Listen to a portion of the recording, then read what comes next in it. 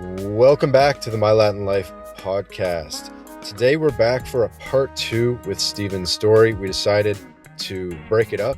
In fact, we're just recording a part 2 because we started talking offline and said, whoa, we might as well just record it. So here's a part 2 with Stephen's story. What's up, y'all? We back. So you want to kick it off? Yeah, bro. So we're talking about the identity. We're talking about identity and the identity of the nomad and how much you change how you view yourself and also how other people view you. And so what we were just talking about just now was like, I didn't know that people thought about me when I was going from the United States. Like, I didn't know people held me in high regard because, we miss the birthday parties. We miss all the weddings. We don't get invited to things anymore back home. But at the same time, you have other people that talk about you when you're not there. It's like, hey, man, Steve's doing this now, or I know a guy who's doing that thing that you're looking at on TV. And it's such a, how can I put this? It's almost like you start wearing all these different hats for all these different people around who you are to them. And I would say, like, obviously, we know each other. It begins to become a situation where I feel strong camaraderie for people in the expat community that I might not know personally, because I know that they know me or they know this journey that we're on in such an intimate way that nobody else knows. Would you agree? There's definitely a kinship among expats, even if they were experts in like different countries, because there's definitely a lot of commonality, in a lot of different ways about being an American abroad or things like that. Mm-hmm. Yeah, I think like this is when I really understood that level of kinship, man. Like in Salvador, I'm friends with an 80-year-old. Like I hang with an 80-year-old regularly. Like we hang out, Expat. we go to lunch. Yeah, he's an expat, he's American, he's from New York. Bro, like we go to the movies, like we go to parties, bro. Like we drink together. Yeah, Like, yeah. bro, and it's not because of their age or because of their citizenship. It's the idea that we're on the same journey. We're all on the same journey together. And so we have these very specific resources for one another that Mhm. nobody else has, bro. And I think that when we look at that, like we live in a reality as expats.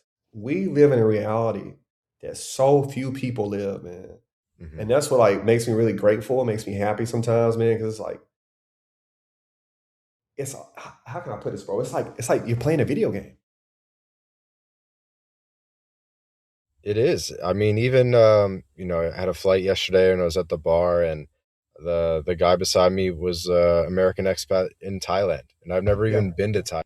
But yeah, I was asking him some of the things. I'm like, oh, like I was like, how do you make money online and like this and yeah, that, and yeah, there's a thing there.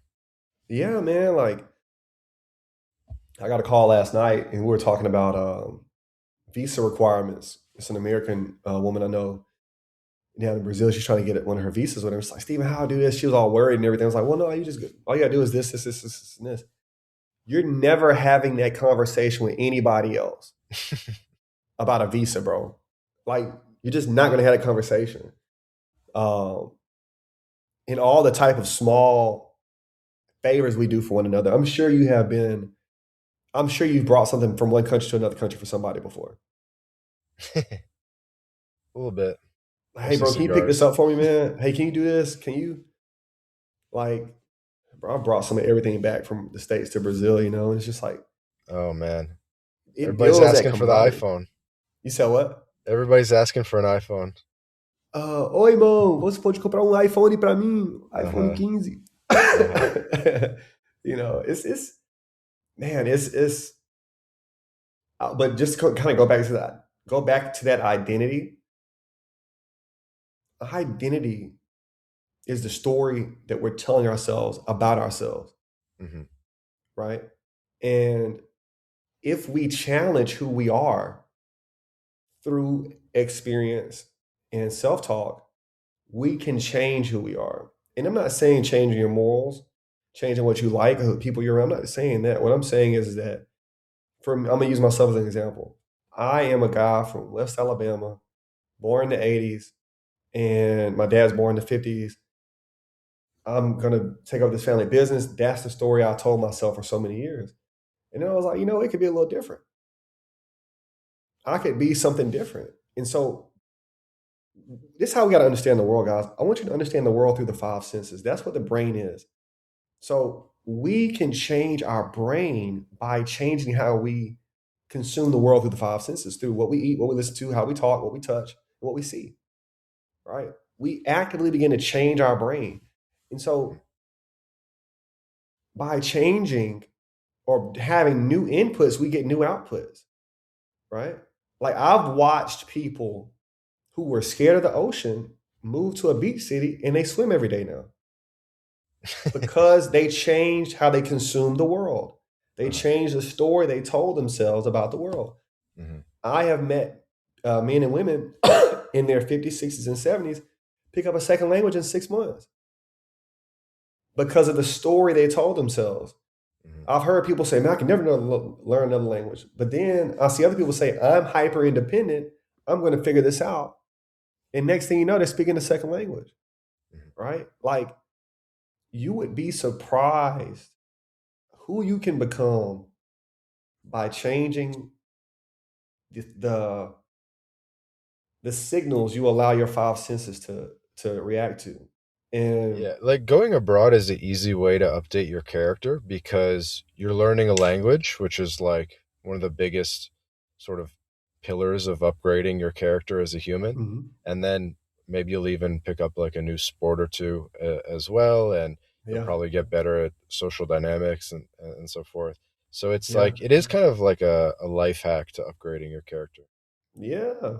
I'm glad you said that too, character, man. Like when we don't have the words to explain why we act a certain way, you actually have to act better. You know what? I would say some expats do that, some don't. Some of us act even worse.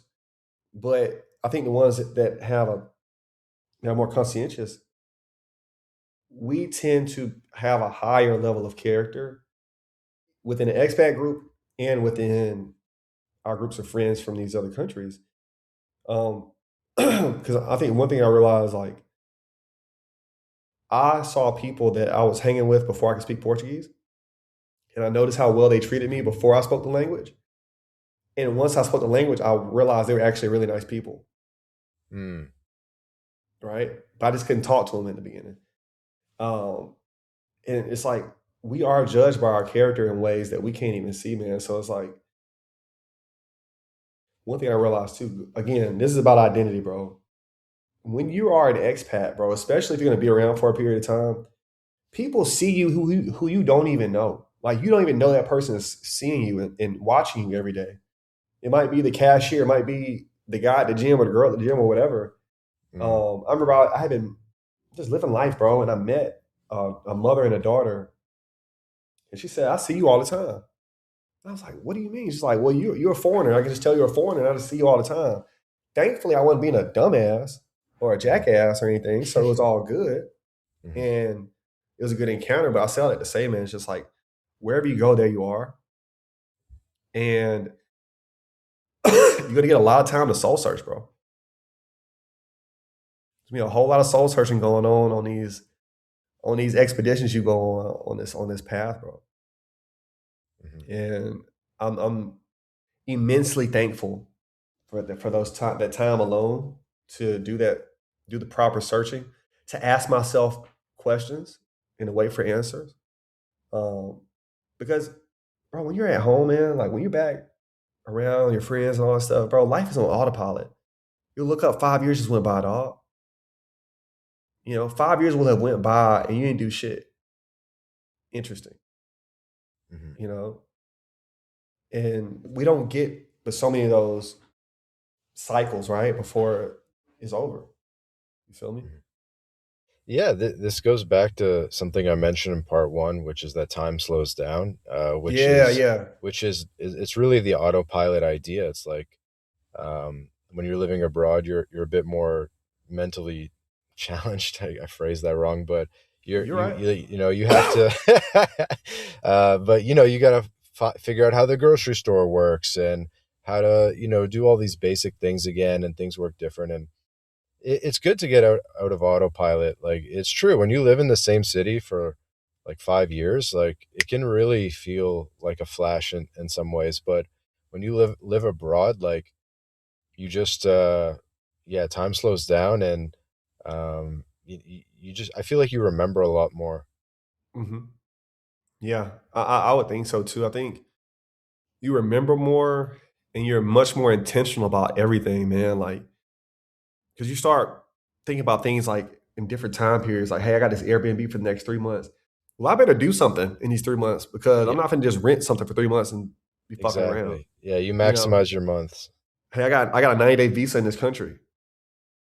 Well, I got to maximize the next 90 days. We don't live in those types of cycles in our day to day life back at home. Like, when you get a place in the States, oh, I'm gonna lease this apartment. You're gonna lease it for like 6 years. You don't even think about it. You leased it for 6 years. Bro, when I'm leasing an apartment in Brazil, I'm like, how many dinner parties I'm gonna have over here? How many times I'm gonna watch the World Cup here? How many times I'm gonna invite somebody over? My friends are coming, like I'm challenging myself to fit as much fun into that period of time because once that lease is up, more than likely I'm going home for a bit, you know. And so it challenges us to live life in a different way, in a way that requires more action. Yeah, Uh, is the opportunity cost I was talking yeah, about as well. Is you feel it more. Like if you're only in a city for a couple days, you're gonna max those days. hell yeah. But then that becomes I'm going to maximize the summer. All right, it's summertime in this Yep. part of the world. I'm going to Yep. max out. I'm going to be at the beach every day. I'm going to get on a surfboard. I'm going to fish. Yep. I'm going to be in the ocean. Like I'm going to train and work out so I can be in shape for that thing. Right, and it's like what's funny is we could do that in our home country. We just don't have a pattern interrupt like we do in a foreign country. I wanted to ask you about something that we're talking about a bit Uh huh. offline as well, which is Yeah. when you go abroad at, say, age 29, it's kind of an interesting time to do it. It's almost like I wish we got to do it earlier, like in our early 20s instead Yeah. of late 20s, Yeah. because it's coming at um, an age where a lot of people start getting married and settling down and having kids Yeah. and stuff like that. And what happens as an expat is sometimes you don't get invited to the weddings anymore because you've been abroad for so long. People aren't going to invite someone they haven't seen in 2 or 3 years, Right. as opposed to like some guy that's on their basketball team or something that Right. they see every week. So you kind of like lose the connection with people back home as well, but it's kind of inevitable. Yeah. So, two things, man. And I think we all have to think about how important that is for us. How important is for it? How important are those things for you? And what I had to realize was my friends are going to be happy for me if they know me well enough. They're going to be happy for me for doing the things I'm doing. That's what I had to be confident in, right? Have I missed some weddings? Yes. I've only been invited in 7 years, bro. 8 years of being out of state, 7 years of being in Brazil, bro. I have probably been invited to two weddings stateside. I went to two. Yeah, two weddings, bro. I missed all the rest of them. They didn't even bring it up, bro. I didn't get a text message. Hey, bro, I got engaged. They don't tell me shit, and that's okay. I don't feel bad about that, but I know that my hope is they know me well enough to know that if I had been there, I would have happily went to their wedding, and I would hope that they're happy for me for doing the things I'm doing. Hmm. But like what I said in part one was, bro, like life is set up to make you an NPC, bro. Life is set up to make you a fucking pussy. So you have to push back in some uncomfortable ways at times, bro, to continue That's to a good live your life. response. I could totally see Andrew Tate being like, "What are you talking about? Weddings? Don't be a pussy or something." Yeah. Yeah, Yeah. And it's and I'm not saying you're a pussy for going to a wedding. I hope y'all not. I'm not trying. Don't misconstrue the I point. know, I know what you mean. I know what you You feel me? Like the point mean. is like, do you want to live a life of adventure? If so, you're gonna have to make some sacrifices. Yeah, yeah, You know, you're not gonna be there for everything, bro. Uh, and you're gonna say yes to certain things, and because you said yes, you automatically say no to other things. You have to be okay with that. Um, Last year, my grandmother and my grandfather they both passed in like a month, and so my granddad died like pretty quick. I didn't have a chance to get up there, but bro, my sister called me and said, "Hey, you got to get up here, man. Grandma's about to go. You know, she's about to pass, and she's losing consciousness." Bro, it's Valentine's Day. I'm on a date. It's 10 o'clock at night and I get the call, bro. I'm in Miami within 24 hours. I got to be there. You know, I said my final goodbyes to my grandmother while she was still lucid. She passed, bro. I went back to Brazil. And I don't feel bad about that, bro. Because I talked to my grandmother all the time during that period of time. When she was on her deathbed, bro, I got to spend those last moments with her. Yes, I said yes to Brazil, and I said no to being in America full time, but I had the funds because I said yes to fucking working and building an online business and online income. And hmm when I needed to be there, bro, I was there. yeah. You know, and so it's like there's a fine line there, bro. But like, I wouldn't change anything for it, bro. Like, it's just it's so much living to do, bro. We got so much living to do, bro. And we got to get busy doing it, man. Like, I even look at my Brazilian counterparts. You know, my friends that live in Brazil and that choose to move. They move to Portugal, they move to Spain, they move to Egypt, and they move to, you know, other places in Europe, Canada, United Mhm. States. They talk the same way we talk, bro, about their own experiences. You know, I watch them move and watch them change. And you know, some of the girls, they talk about how safe they feel. They don't have to look over their shoulder. They're going out at night now and like they got more money, and I can tell they have more money than they would have had being in Brazil. And Mhm. I'm watching all the opportunities they have, man. And it's like, and I've also met Brazilians that have went up there to Canada, for example, for a professional job, and not work out. They're back in Brazil. But I say all that to say, man, it's like at least they tried. You know, at least they went for it. And I'm just like, it's so few of us that do these things, man. It's like I wish I could say it's for everybody. It's not. I feel like it kind of calls out to you. Mhm. I don't know how it was for you, bro, but like that shit just pulled. I just got pulled in, bro. You know, Mhm. I just got pulled into this, and it's just been a test, man. Like I happily accept challenges. Can I do? You know, the question I had was, can I do it? One, is it possible for me? Can I do it? And I've been trying to answer those two questions for all these years, and it's like I got the answer. And the answer was yes, I can do it, and that then inspires me to see what are the other roads less traveled in life that I can take. And that's why I keep talking. I keep going back to identity. Our identity continues to change based on our five senses because our brain consumes the world and interprets the world through our five senses. So it's like, bro, I just wanted to go to Brazil, dog. I didn't know I was gonna build an online business. I Mhm. didn't have an online business pre-Brazil, bro. Oh, really? No, dog. I didn't have any of that. But you were able to work remote as an insurance adjuster, no? Yeah, yeah, bro. And then I started it in Brazil. Mhm. Well, you just need a remote job. Yeah, you need a remote job, yeah. But so you had the remote. You were able to be remote before you went to Brazil. Yeah, because I moved to Canada first for the job. hmm So that Canadian job gave me the remote job. Pandemic happened, obviously, but I had already been in my career long enough that it made sense for me. hmm But bro, like the rest was history after that, man. Like because I knew there's a new way to live. I was also like, there's got to be another way to make money.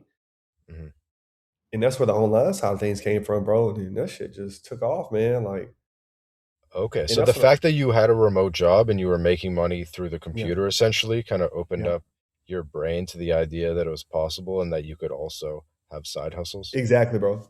Exactly.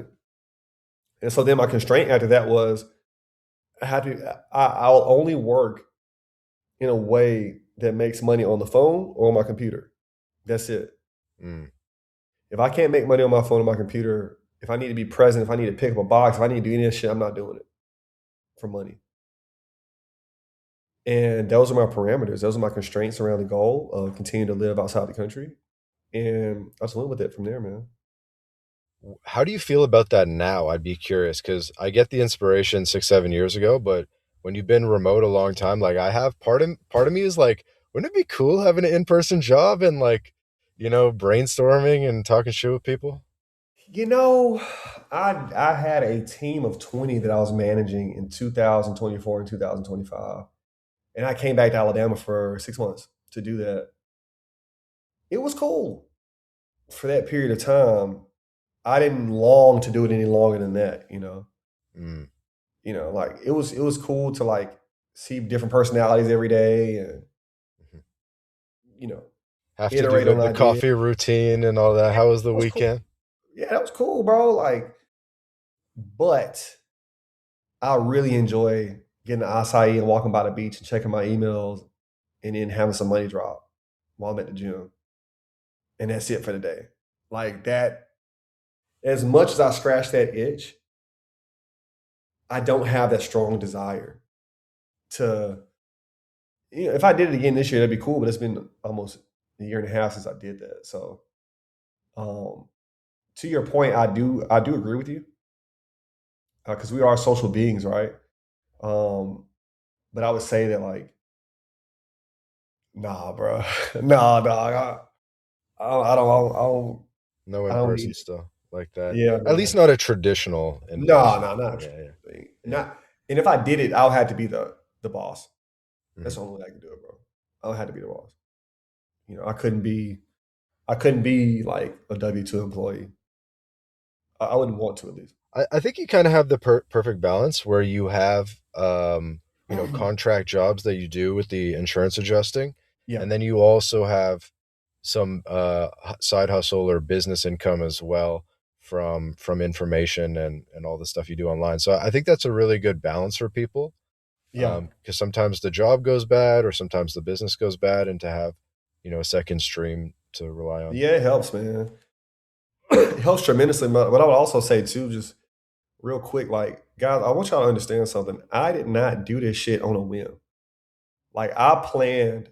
I got into the insurance adjusting industry because I could do it and make a large amount of money or a good amount of money and then not work for a period of time. That was before remote work was a thing. Um, but I made myself have a career where I have flexibility, right? Um, and to your point, you were talking about, you wish you wish you were able to do this in your 20s, early 20s. I was setting my late 20s up in my early 20s. Without my early 20s, I would not have had the structure to be able to do the things I'm doing now. Right. Uh, You know, Now for y'all who in your early 20s now, just start the structure now. You can do it right now. So don't think I just did everything on a whim because I didn't. Certain things might have been a little less structured, but a lot of my stuff was extremely structured. You And know, if you want to keep doing it, you're gonna have to adapt over time. I'm gonna have to adapt. The correct, way we're making money online right now probably won't work in 3 to 5 years, right? And correct, if we want to, and what we have to keep as our north star is being location independent. correct, correct, man. And I think like there's so many ways to do that, but I think like this is the goal. These are my constraints, and I just keep my constraints very similar, man. And like we just keep figuring things out within those constraints, man. Like, and honestly, it's like if you want to get into that's like a whole nother long conversation. It has nothing to do with being a nomad, but it's just more so on the idea of like mental frameworks around being a nomad. And I don't know if you talked about this in another podcast. And I'm real quick. I'm gonna just kind of brush past it. No, go for it. Go for it. But the idea is that what people think a nomad is that we just do whatever we want to. And I would say that nomads, as I have gotten to know them, are actually more disciplined than the average person. Mm, And they're more disciplined in so many ways. But I would say that one, you need to have a strong understanding of the money you make and how much money you spend every month. When you're in the States, or when you're at home and you're making money, doing whatever you're doing, you don't really think about it. You're on autopilot. But when you are living outside the country, you got to have money set aside to catch a flight at a moment's notice. Like you might have to go home for whatever reason. You may or may not have insurance in that place that you're in right now. You may have to put money on, a hospital bill down there or whatever bureaucratic thing is going on out there. And so you have to be quite meticulous in ways that you don't normally have to be. Is what I found in myself and others. Like for example, you don't know where your birth. I guarantee you don't know where your birth certificate is. If you're not a guy that's doing this, I got two, only expats know where the birth certificate is. bro. We only want to do it. I got two birth certificates. All my birth certificates are in my phone. My freaking social security number. Yep. Like, all these, like, just something like your documents, bro. Like, you have to be so tight. You have to be so on point, man. Like, you can't just lose a phone, bro. You can't just lose your keys. There is no losing your keys. You're fucked. And that's what I mean by like, I think that you can get sharper through mental frameworks and critical thinking. Like, for example, bro, I know for sure you have had an experience where someone was speaking, you understood 30% of it, and you had to use context clues and critical thinking to figure out everything else they were saying. And it was like a doctor talking to you, or a lawyer, or a cop, or something like that. And what they were saying was important, right? You don't have to do that in your regular day-to-day life, bro.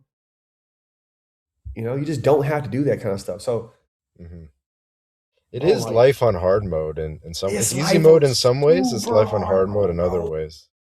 Bro, it's life on super hard, bro. Going to the DMV sucks. Now go to the DMV, you don't understand anything, right? You don't understand a word anybody's saying. Shit gets hard, bro. And you have to learn how to keep your cool, because you getting frustrated in that moment doesn't help anything. And I think that those types of inputs make you more mature, make you more disciplined, and it makes you a serious operator, man. You become a serious person. Yeah. Even amongst all the fun that we have, you can see that you're just much more developed than other people. Yeah. And that's been that's kind of like a badge of honor I take from all this, man. It's like I'm just calmer now, bro. Like things that would normally piss me off, I just don't get mad about anymore. Oh my god. You laugh because I think you know what I'm talking about. Dude, the way you say stuff makes me laugh. It's so true. You are the expat preacher. Yeah. No, you have to have a high level of organizational skills to be an expat. Mhm. Yeah, man. And I think also you have to have, what's what I'm looking for? It's the mental framework aspect of it. Because like organization is one thing, but you have to have an organized mind, Yeah. right? And that's what I mean. Like, I think living at home, we have subconscious thinking and like, autopilot thinking. But when we're abroad, you have conscious thinking day in and day out, right? And whether that's your brain is on at all times because you're speaking a different language. You're having to read in a different language all the time. You're going through bureaucratic things that you have to remember. It's different, bro. Like, even when I was living in Canada, bro, like living in the United States and then living in Canada, even with the same language and similar cultures, bro, like it's different. I still had to be on in Canada. And I think Canada is easy mode. Yeah. comparatively speaking, to the Latin America. So Dude, it yeah, makes me think there's really not a lot of fat expats. Like they, no, you know, like oh no, as a percentage of relative to the percentage that are obese in America or Brazil, the expats are generally in pretty good shape. And it kind of goes into what you're saying. Like we kind of have every area of our life relatively dialed in. yeah, man, like damn, dog, I never thought about that, bro. I Like you'll see never the thought guys about with that. like an extra 10, 20 pounds because they're like too lazy to get the gym membership. But you don't Yeah, see anyone that's like obese. Like you almost couldn't do the lifestyle if you were obese. no, I think like, dog, this is not fun to say. This is not fun to say. I think that you would not be well received. I'm serious. I'm serious, man. I just don't think you'd be well received, man. Like in a place like Colombia or a place like Brazil or even Argentina, I just don't think you'd be well received, especially as a man. Yeah, As an obese man, bro, like they're gonna shun you, bro. yeah. Just be like something's off with this guy. Yeah, man, they're gonna make fun of you for it. You will be made fun of, and it's not gonna be nice. But also, like all of the things that social groups need, all the boxes you need to check for a social group to accept you. Yeah, If you can't do the sport, if you can't succeed in a social setting like a party or the beach or something like that, if you walk around with your own little insecurities, they don't know you well enough to appease you in that way, or to what's what I'm looking for, like to smooth things over for you. They can't say, "Hey, I got a nice girl for you. Hey, I want you to meet this person. Hey, let's go. Hey, ask that girl to dance. Hey, man, we're playing soccer today. Come on. Or we're playing volleyball. We're finna get in the ocean." They're gonna kind of leave you to your own devices, bro. Like you're gonna kind of, it's not gonna be good for you, man. Lose some weight. Shit. I mean, like, yeah, yeah, you man. don't see it. You don't see it. No, bro. Like, and then especially in Brazil, man. Like, Brazil's such a fit culture. Like, bro, Carnival. There is no sitting down at Carnival. You're gonna do 10 miles a night while drinking and jumping around. Like, if you're an obese person, you're gonna have a hard time with that, bro. You're not gonna have fun. You know what part of it is that when you're living in your default city or whatever, you have Yeah. legacy relationships and they basically have to keep Yeah. tolerating you even if Thank you're you. overweight or whatever it is. But Yeah. if you're an expat or you're entering a new social circle, you're really judged for who you are at that moment in time and if you're, Yeah. like a competent person or not. Yeah. You know what, man? You said some shit right there, man. You said some shit right there, man. Like competency is what's what I'm looking for. Confidence and competency matter almost more than anything as an expat, specifically when you're trying to be accepted by other groups. And I think that to your point, obesity does not exude competency or confidence. So, so you're going to get other rather quickly.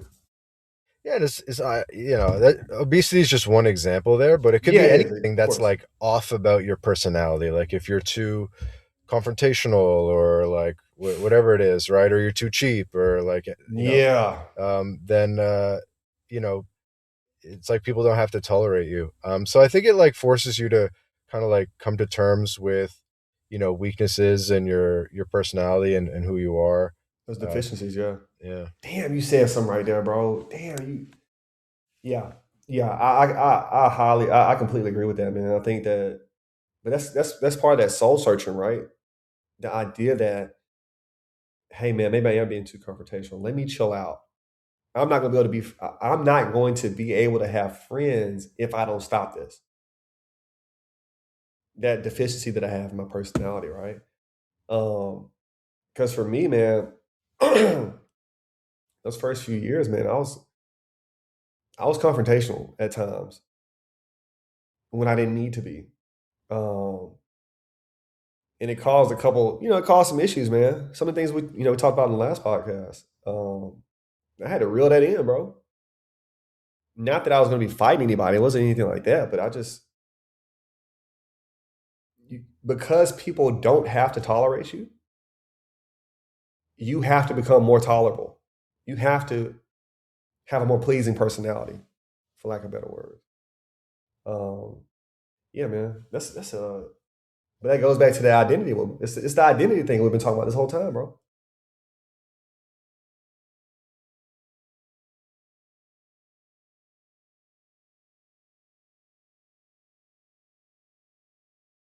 You there, bro? You on mute. You on mute. Oh, sorry, my bad. Yeah. And by the way, sorry my light's not on. I'm in a parking lot and I don't want No, to you have the good. light on in the car and then like people are staring at me. No, you Um, good. but no, what I was saying is these are kind of like the soft benefits of being an expat or living abroad. It's like it's hard to quantify or talk about some of these things, like ways that it improves who you are. Hmm. But yeah, it's like a huge aspect of the experience. Yeah, like I've learned to be more ingratiating to people. I've learned to be, what's the word I'm looking for? Soft is not the word I'm looking for, but I've learned that it's just various parts of my personality, man. I don't have to necessarily show when I first meet people anymore. That I didn't. I'm just much better at social cues now. Yeah. I feel like I'm like a savant now with social cues compared to before I did this. Yeah. Yeah, I mean 5 7 years in Brazil, that's a PhD in social cues, I think. Yeah, man. Because how long you been on the road now?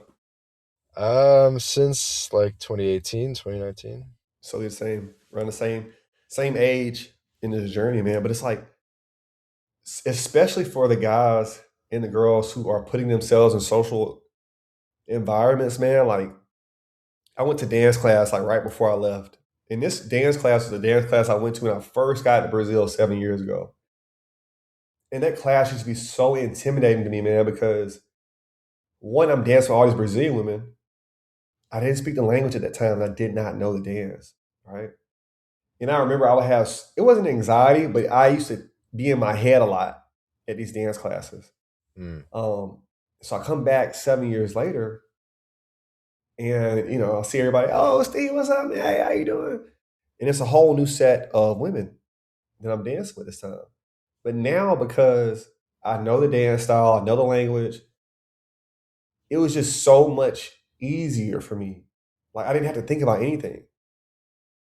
And I knew the dynamics of the class and I knew like, what you can do, what you can't do. And I didn't have to outwardly perform that I was a gringo anymore. So I think Mm. that's another thing about being an expat. Sometimes we perform this, You play up the gringo side. yeah, because you don't know what to talk about with them. So you're like, well, I'm not really from here. And you kind of let them, carry the You conversation. make being the gringo your personality almost. Yeah. Yeah, bro. And just like it's easy to do, whether you know it or not, right? And I say all that to say, man, it's like I didn't have to do that anymore. I could just talk to them about normal things, about, hey, so what are you doing this weekend? Oh, okay, great. All right, come on. Hmm. Spin, spin, spin. Next partner.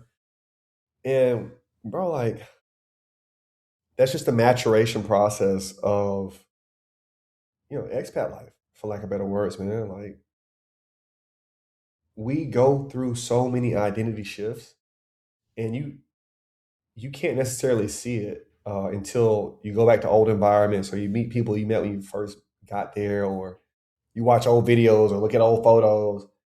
And it's just like, bro, we continue to keep, it's almost like, you remember back when you were a kid, man, you were hitting puberty. He was like, I remember when I was 5 feet tall. I remember when my voice was still high. It's the same thing all over again. Mm. But you don't have a physiological change. You have these psychological changes. It's some crazy stuff, man. Let me ask you something while we're here. You kind of joke about Canada a little bit on Twitter Yeah. in a deprecating way. Yeah, it's What's funny. this Canada thing? Why are you hating on Canada putting in the same I bucket as I Brazil? do it. I do it just because I know Canadians. That's all.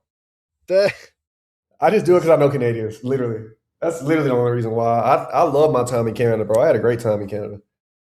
Um, living in Calgary, bro, was my first international experience. Like, and to yeah, like literally, you. So on Twitter, but you gotta remember, I'm actively trolling at all times. right. So I know who follows me from Canada. Either I know them in real life or I know them over the years. And so I'm usually doing it Uh, so somebody from Canada can say something to me. we're definitely overrepresented on the internet. Yeah, We're always there. because there's not a lot of Canadians, man. I used to troll Brazilians, but it's just not fun trolling Brazilians, bro. They take that shit too personal, dog. They take that shit personal, man. I'm just like, all right, man, y'all, whatever. Y'all don't you get a joke. you have an interesting Canada. tweet style where I don't know anyone else who does this, where when people reply to you, you just like quote tweet it and make it like a whole new conversational thread. Yeah, yeah, yeah. I do that just because one, it gets more views, and usually what I want people to see is I want people to see the conversation, Yeah. uh, so they can because sometimes people make good points Yep. in the replies, Yep. and I want their reply to be up there. So that's why I do that, bro. But like, man, I had so much fun in Canada, bro. Like Canada was such a great experience for me, man. It was a great experience for me for work. I got to know a lot of people in Toronto because of work. I didn't work in Toronto physically, but all of my clients at that time were in Toronto. Um, Toronto and a few other areas in Canada. But like, I worked in Canada for 2 years, bro. It's a good amount. Half of that time was in person, half that time was online. But like, I know Canada pretty well. I would say, I know Canadians pretty well, but I literally only do it to troll, bro. I don't do it out of I don't do it for any other reason than that. Like my lived experience in Canada was probably some of the best experiences I've had in a new place Hmm. that I've had anywhere in the world, bro. Like, you know, Canadians were super chill, bro. Like I did Stampede down there. I got to do a lot of Banff and hike a lot. And, it was a I don't get to Brazil without Canada, Mm. you Wow. know. That's see, that's actually an interesting point. Is a lot of people sort of have this sort of stepping stone experience. Um, Yeah. so you kind of had that. Yeah, I had it, bro. Man, like I learned how to get through the bureaucratic process. I got my work visa in Canada. I learned how that worked. I got my first international bank account and credit card and debit card and all that kind of stuff. Like Canada taught me about how to live abroad. Mm. And so like, yeah, I might talk shit, but it's just me talking shit, bro. Like Canadians were freaking sweethearts to me, man. So uh yeah, I don't, bro. I cannot in good faith in real life talk bad about Canada or Canadians because they were great to me, man. Yeah, no, it's. I think that must have been a big change and sort of whetted the appetite of travel. Oh yeah, man. Like, and I think it also like it let me know how curious other people were. You know, humans are curious, man, by default. And I just got to you get to ask a lot of questions, man. And you get to like I was talking to the French Canadians. I talked to the French Canadians a lot, bro, in my line of work, bro. I got to know a lot of French Canadians. I got to know like I said, most of Metro Toronto area. I got to talk to those people and just, see what their dispositions are like, man. Like, you know, I used to be able to do my Canadian accent. My Canadian accent used to be perfect. I forgot it now. I don't talk to Canadians enough anymore, but I used to do this shit perfect, bro. They must love your accent. Oh, they did, bro. They loved it, man. Um, He's like, "Oh my god, are you from Texas?" I'm like, "No, I ain't from Texas. I'm from Alabama." "Oh my god, just keep talking." I'm like, Yeah, "Wait, I'm almost there."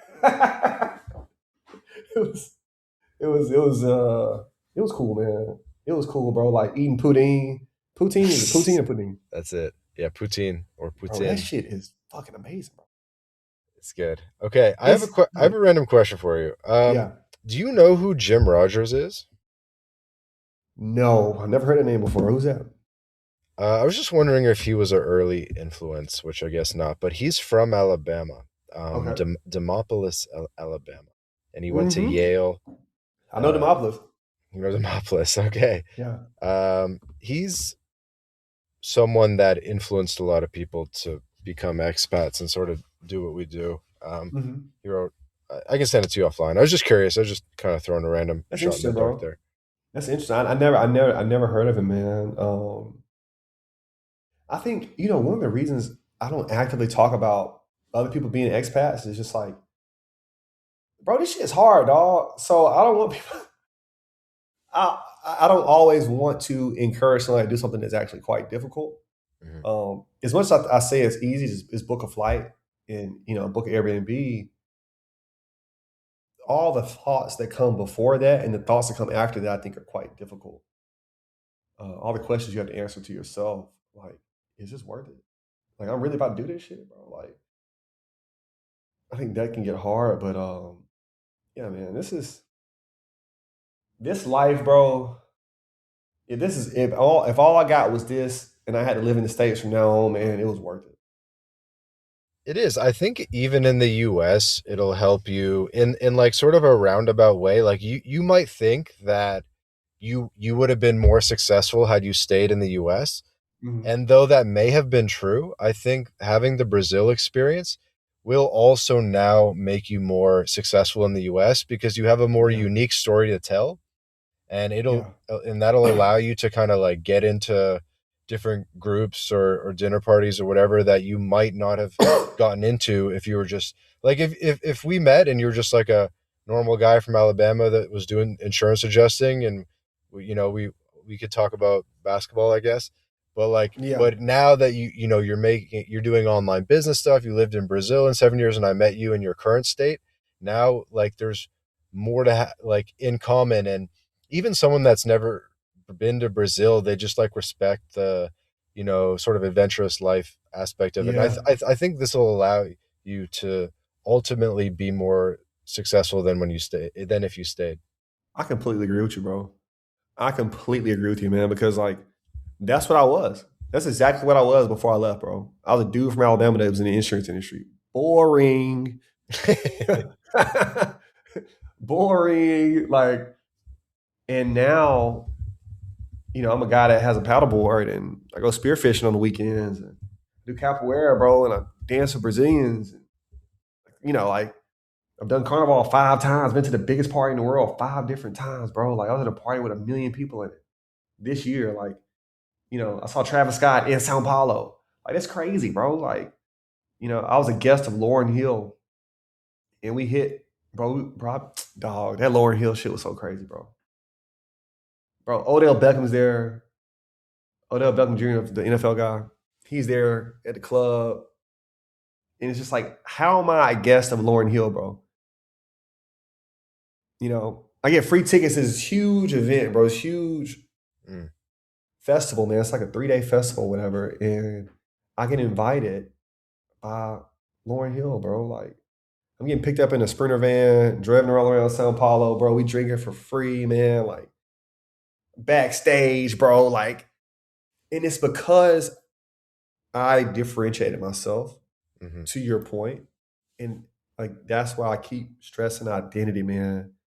Our identities can change, man. We don't have to keep telling ourselves the same story of who we are, Yeah. right? Like, I don't know if y'all know Dylan Madden. You know Dylan Madden? Yeah. So Dylan, that's my dog, man. He's from South Carolina. And Dylan was like fucking washing toilets, bro. In South Carolina, dog. He lives in Georgia now. He lived in Brazil for a period of time. Like, he's such an interesting guy now because he chose to leave. And I think like, Hmm. you know, bro, it's a road less traveled, man, and we can have some cool stuff, bro. Hey, I gotta go now. So I got another call like now. Like No right now, I worries. got another call. So we'll wrap up, and remember, stay on the line so we don't lose this. Okay. I So got we'll you. wrap it up. Hope you guys enjoyed this part 2. Again, link in the description to all of Steven's Gumroad goodies.